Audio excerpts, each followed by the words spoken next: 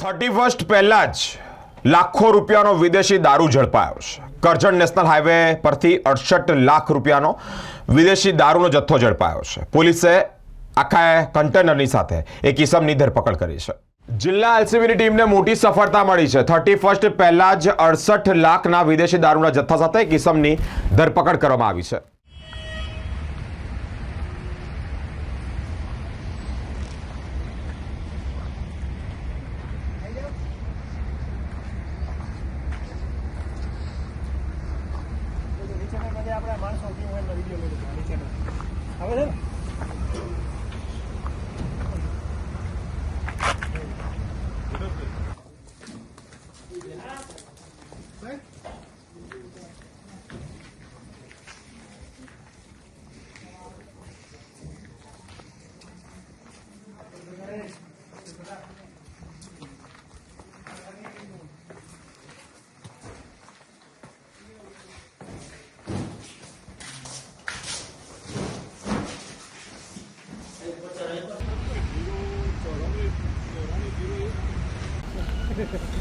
general government થઈ જ ગઈ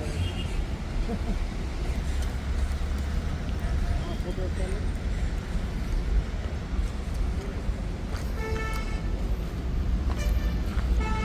તેલ ડાલો તો હમે